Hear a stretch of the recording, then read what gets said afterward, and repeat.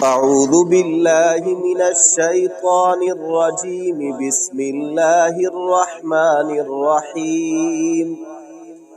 وإذ قال موسى لقومه إن الله يأمركم أن تذبحوا بقرة قالوا أتتخذنا هزوا قال أعوذ بالله أن أكون من الجاهلين. قالوا ادع لنا ربك يبين لنا ما هي قال إنه يقول إنها بقرة لا فارض ولا بكر عوان بين ذلك فافعلوا ما تؤمرون.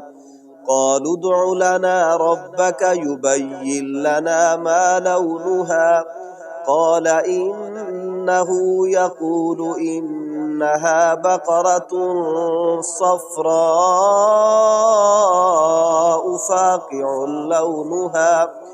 فاقع لونها تسر الناظرين. قالوا ادع لنا ربك يبين لنا ما هي إن البقرة شابه علينا وإنا إن شاء الله لمهتدون.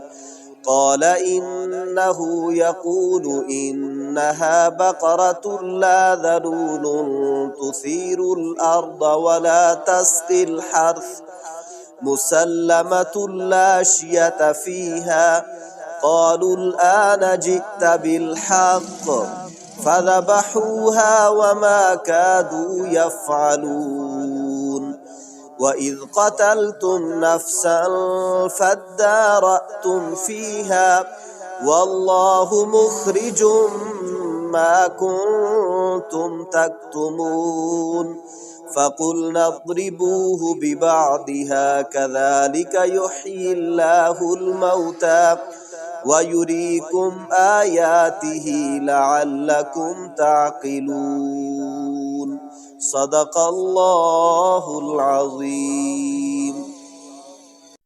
نحمده ونصلي على رسوله الكريم اما بعد فاعوذ باللہ من الشیطان الرجیم بسم اللہ الرحمن الرحیم. آج کا جو ہمارا سبق ہے اس میں اس گائے کا واقعہ بیان کیا گیا جس کے ذبح کرنے کا اللہ تعالیٰ نے بنی اسرائیل کو حکم دیا، اور اسی گائے کی مناسبت سے اس سورت کا نام یعنی سورۃ البقرہ رکھا گیا. میں اس کا کچھ سیاق و سباق آپ کے سامنے پیش کرتا ہوں، پھر ان آیات بینات کا ترجمہ انشاءاللہ آپ تک پہنچایا جائے گا. سیاق و سباق یہ ہے کہ بنی اسرائیل میں ایک شخص نے اپنے ہی قریبی رشتہ دار کو قتل کر دیا.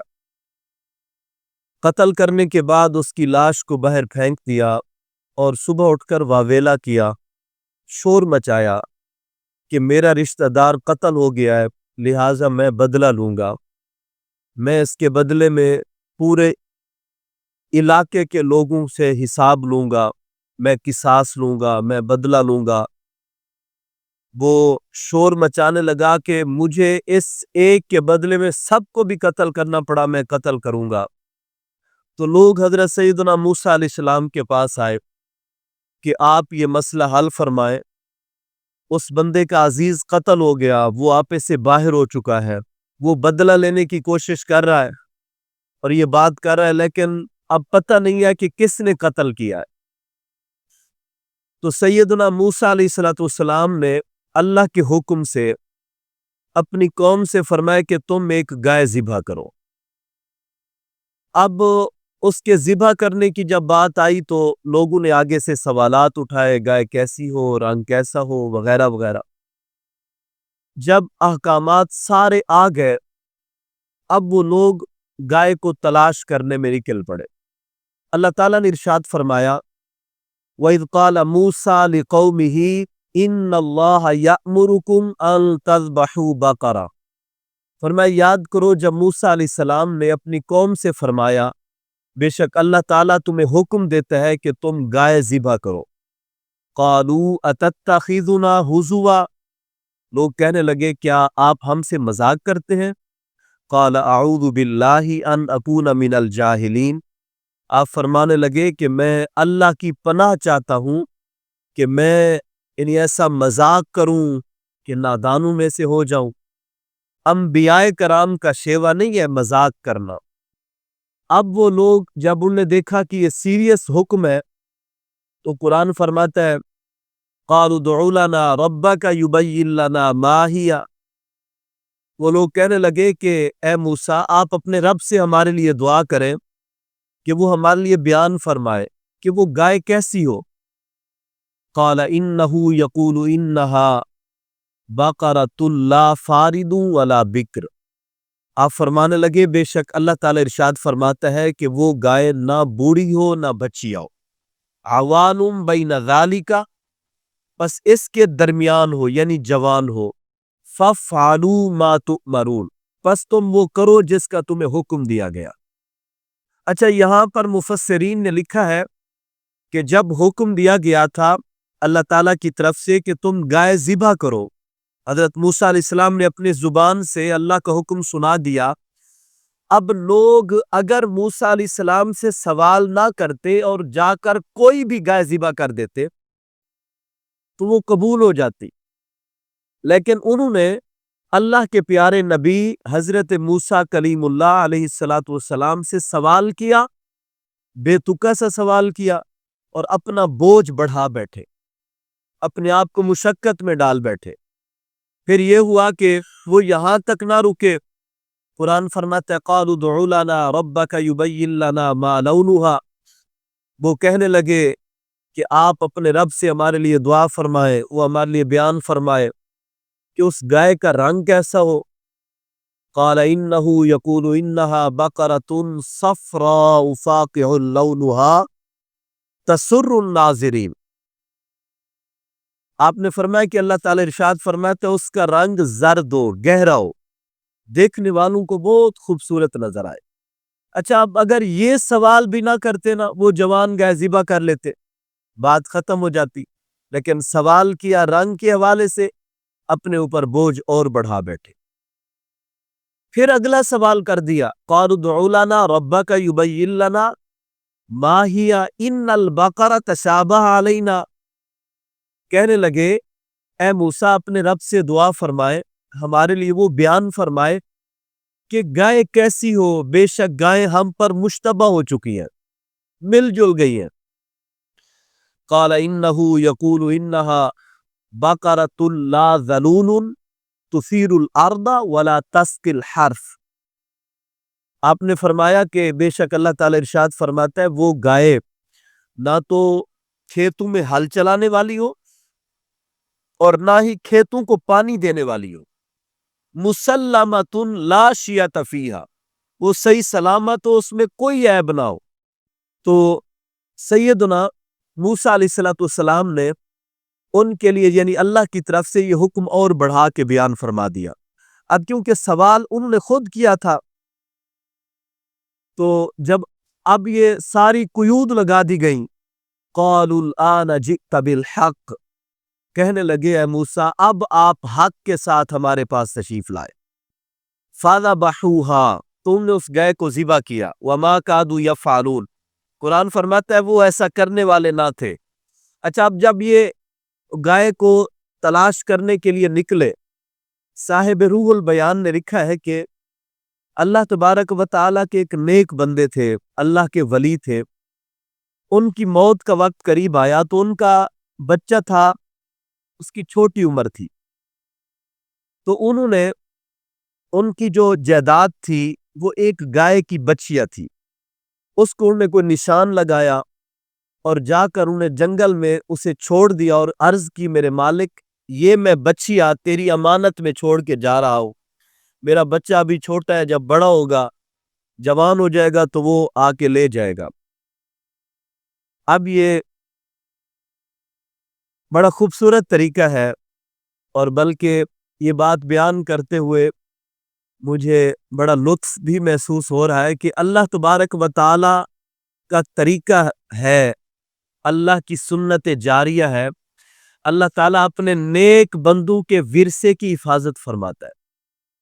حالانکہ انہوں نے دیکھیں نا، ان کا یقین دیکھیں، بنی اسرائیل کے ایک اللہ کے ولی کا یعنی جن کا تعلق بنی اسرائیل سے تھا، ان کا یقین دیکھیں۔ انہوں نے گائے کی بچیا کو ویسے جنگل میں چھوڑ دیا۔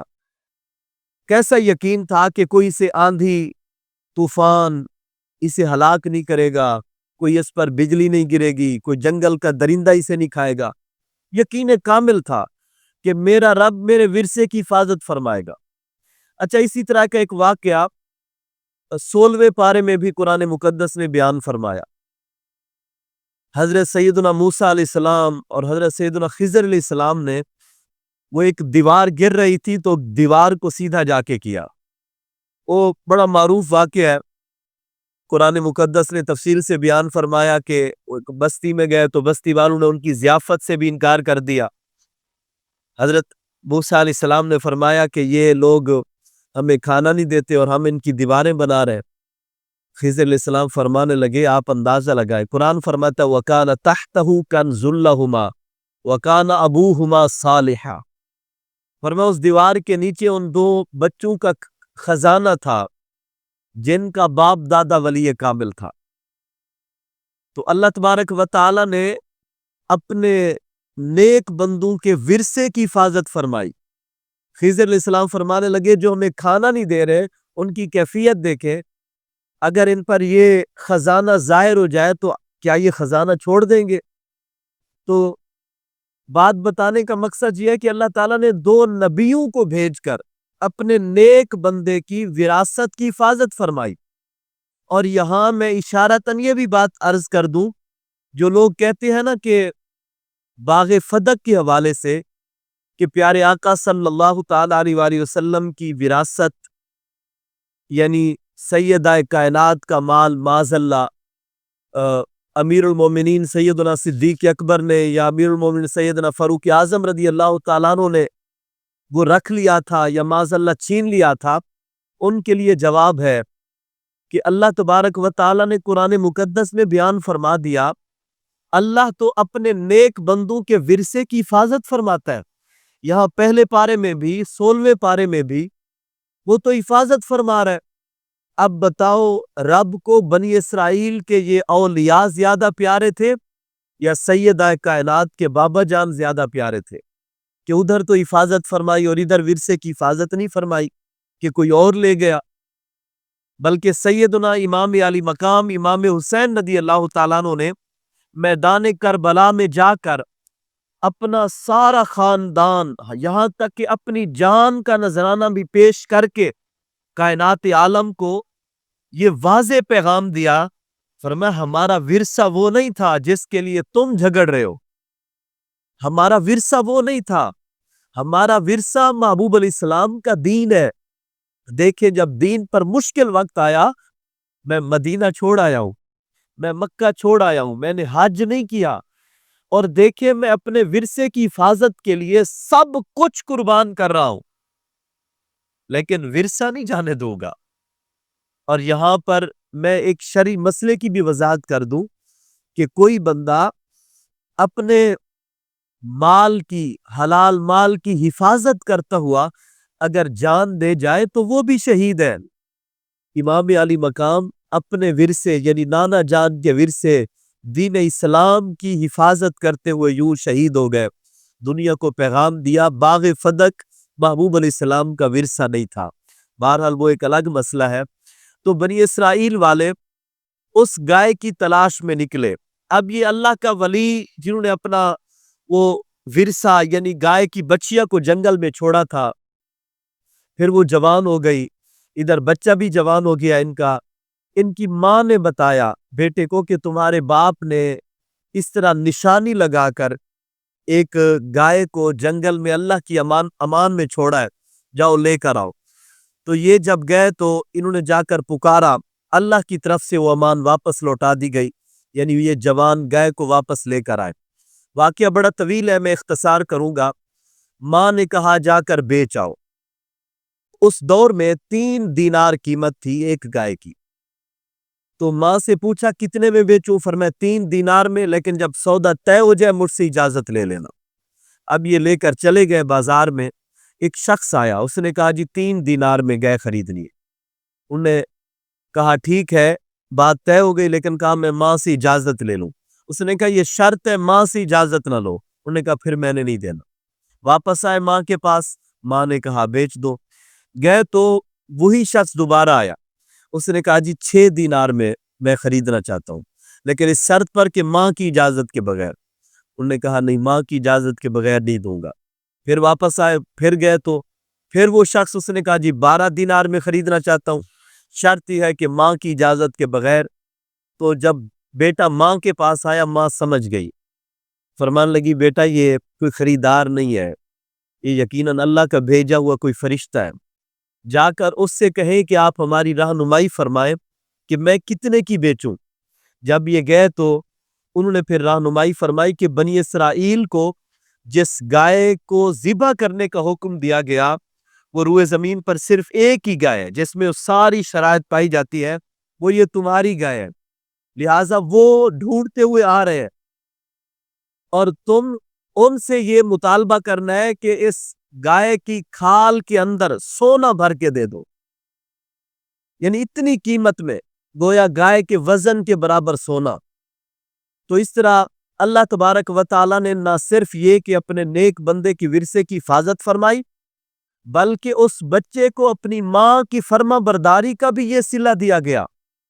اتنی مہنگے داموں وہ گائے بیچی، پھر بنی اسرائیل نے اس کو ذبح کیا۔ آگے اللہ تعالیٰ ارشاد فرماتا ہے وَإِذْ قَتَلْتُمْ نَفْسًا فَادَّارَأْتُمْ فِيهَا، یاد کرو جب تم نے ایک شخص کو قتل کیا اور پھر فَادَّارَأْتُمْ فِيهَا، پھر اس کا بہتان تم ایک دوسرے پر ڈالنے لگے۔ وَاللَّهُ مُخْرِجٌ مَا كُنْتُمْ تَكْتُمُونَ، اللہ تبارک و تعالیٰ ظاہر فرمانے والا ہے جس کو تم چھپا رہے تھے۔ فَقُلْ نَضْرِبُوهُ بِبَعْضِهَا، ہم نے فرمایا کہ اس گائے کے گوشت کا کچھ حصہ اس مقتول کے جسم پر مارو۔ كَذَلِكَ يُحْيِي اللَّهُ الْمَوْتَى، اللہ تعالیٰ اسی طرح مردے زندہ فرماتا ہے۔ سبحان اللہ، کیسے؟ اپنے نیک بندوں کے ورثے کے ذریعے مردے زندہ فرماتا ہے۔ اچھا، یہ اللہ تبارک و تعالیٰ کی قدرت ہے، چاہے تو کن کہہ کر ویسے زندہ فرما دے، اور چاہے تو یوں وسیلہ بنائے کہ جو نیک بندے کی گائے ہو اس کے گوشت کا حصہ مردے کو لگے اور وہ اٹھ بیٹھے۔ اللہ اکبر۔ اب جب وہ مردہ اٹھ بیٹھا، اس نے بتایا کہ میرا قاتل تو وہی میرا عزیز ہے جو شور مچا رہا تھا کہ میں بدلہ لوں گا۔ تو اللہ تبارک و تعالیٰ نے ارشاد فرمایا وَيُرِيكُمْ آيَاتِهِ لَعَلَّكُمْ تَعْقِلُونَ، فرمایا اور تمہیں اللہ تعالیٰ اپنی آیات، اپنی نشانیاں دکھاتا ہے تاکہ تمہیں عقل آئے۔ اللہ تعالیٰ کی بارگاہ میں دعا ہے اللہ تعالیٰ ہم سب کو قرآن مقدس پڑھنے، سمجھنے اور عمل کرنے کی توفیق عطا فرمائے۔ وَمَا عَلَيَّ إِلَّا الْبَلَاغُ۔